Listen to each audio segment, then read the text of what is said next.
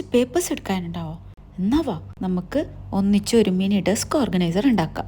15x15 സെന്റിമീറ്ററായി 6 papers cut ചെയ്തെടുക്കാം. പിന്നെ 6 പേപ്പേഴ്സും വീഡിയോയിൽ കാണിക്കുന്ന ടൈപ്പിൽ ഫോൾഡ് ചെയ്തെടുക്കാം.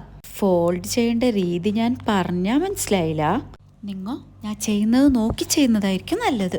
പിന്നൊരു കാര്യമുണ്ട്, നമുക്ക് പറഞ്ഞു തരാനും അറിയില്ല. That's it. ഇപ്പോൾ ബേസ് റെഡി ആയിട്ടുണ്ട്. ഇനി നമുക്ക് അതിൻ്റെ ഡ്രോയേഴ്സ് ഉണ്ടാക്കാം.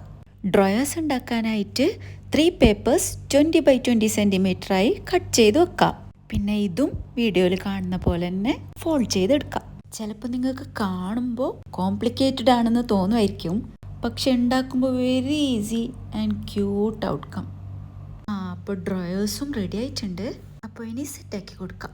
വൈറ്റ് പേപ്പറിൽ തന്നെ ചെയ്യണമെന്നില്ല, കളർ പേപ്പറിൽ ചെയ്യണമെന്നുണ്ടെങ്കിൽ കളർ പേപ്പറിൽ ഇത് ചെയ്യാം. ഞാൻ സ്റ്റിക്കർ ഒട്ടിച്ച് കളറാക്കാൻ വിചാരിച്ച് വൈറ്റ് പേപ്പറിൽ ചെയ്ത്. എങ്ങനെയുണ്ട്? ഇഷ്ടപ്പെട്ടോ? അപ്പോൾ ലൈക്കും ഷെയറും സബ്സ്ക്രൈബും ചെയ്യാൻ മറക്കണ്ട. With love, Lala.